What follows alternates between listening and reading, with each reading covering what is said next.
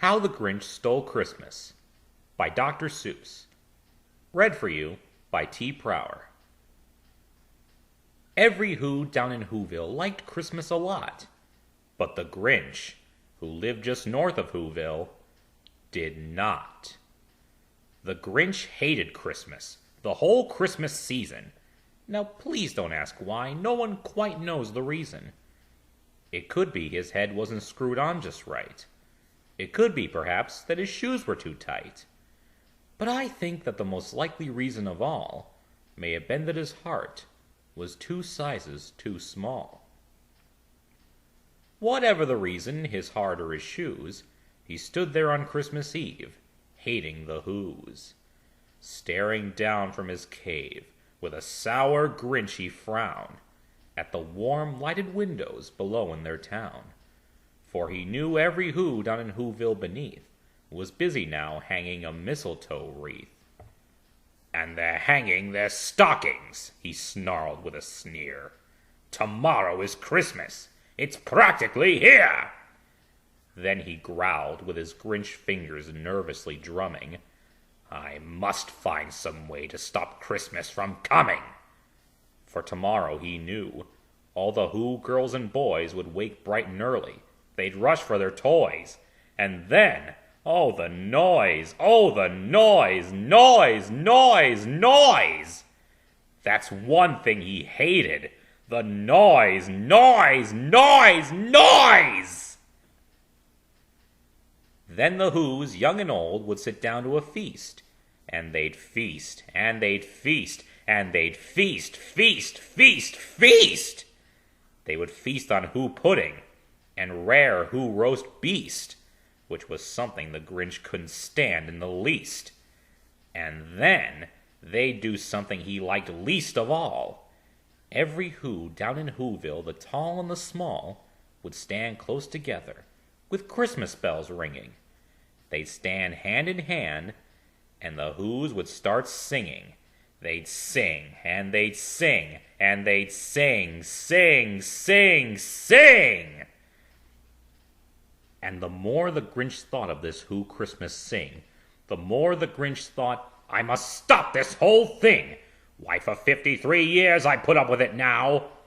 I must stop this Christmas from coming!" But how? Then he got an idea. An awful idea.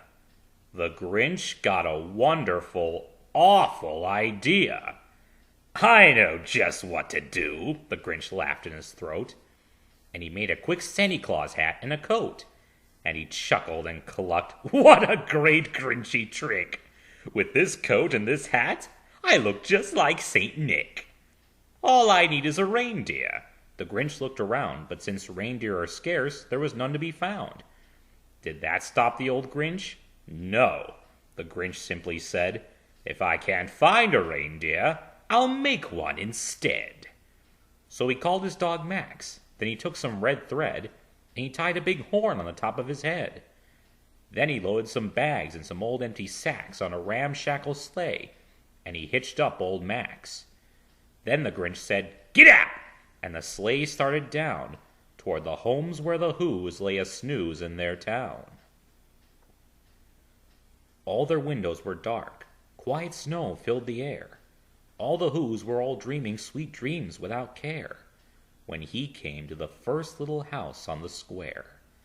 "This is stop number 1, the old Grinchy Claus hissed, and he climbed to the roof, empty bags in his fist.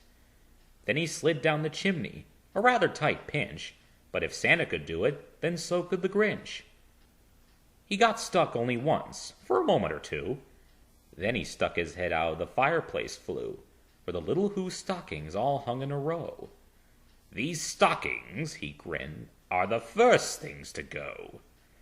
Then he slithered and slunk, with a smile most unpleasant, around the whole room, and he took every present, pop guns and bicycles, roller skates, drums, checkerboards, tricycles, popcorn, and plums, and he stuffed them in bags. Then the Grinch, very nimbly, stuffed all the bags, one by one, up the chimney. Then he slunk to the icebox. He took the Who's feast.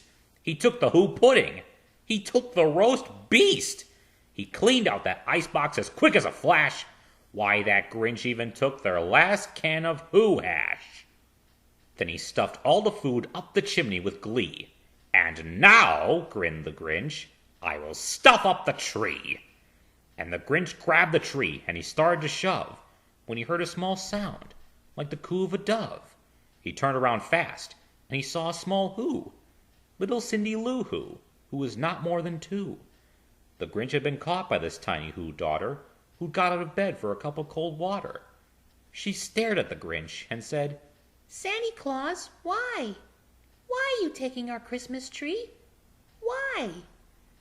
But you know, that old Grinch was so smart and so slick, he thought up a lie, and he thought it up quick. Why, my sweet little tot, the fake Santa Claus lied, there's a light on this tree that won't light on one side, so I'm taking it home to my workshop, my dear. I'll fix it up there, then I'll bring it back here. And his fib fooled the child. Then he patted her head, and he got her a drink, and he sent her to bed. And when Cindy Lou Who went to bed with her cup, he went to the chimney and stuffed the tree up. Then the last thing he took was the log for their fire. Then he went up the chimney himself, the old liar. On their walls he left nothing but hooks and some wire. And the one speck of food that he left in the house was a crumb that was even too small for a mouse. Then he did the same thing to the other Who's houses, leaving crumbs much too small for the other Who's mouses. It was 1/4 dawn, all the Who's still abed, all the Who's still a snooze, when he packed up his sled. Packed it up with their presents, the ribbons, the wrappings, the tags and the tinsel, the trimmings, the trappings. 3,000 feet up the side of Mount Crumpet, he rode with his load to the tip-top to dump it. Pooh-pooh to the Who's, he was Grinchishly humming. They're finding out now that no Christmas is coming. They're just waking up. I know just what they'll do. Their mouths will hang open a minute or two. Then the Who's down in Whoville will all cry, Boo-hoo! That's a noise, grinned the Grinch, that I simply must hear. So he paused, and the Grinch put his hand to his ear. And he did hear a sound rising over the snow. It started in low, then it started to grow. But the sound wasn't sad. Why, this sound sounded merry. It couldn't be so, but it was merry. Very. He stared down at Whoville. The Grinch popped his eyes. Then he shook. What he saw was a shocking surprise. Every Who down in Whoville, the tall and the small, was singing, without any presents at all. He hadn't stopped Christmas from coming. It came. Somehow or other, it came just the same.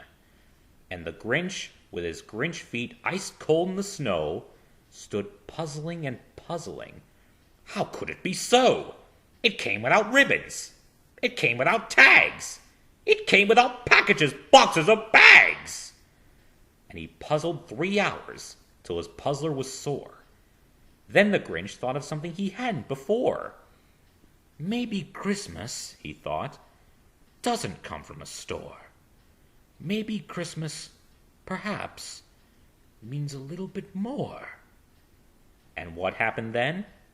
Well, in Whoville they say that the Grinch's small heart grew 3 sizes that day. And the minute his heart didn't feel quite so tight, he whizzed with his load through the bright morning light. And he brought back the toys and the food for the feast. And he himself, the Grinch, carved the roast beast. The end. Merry Christmas and Happy Holidays, everyone. Until next time, see ya.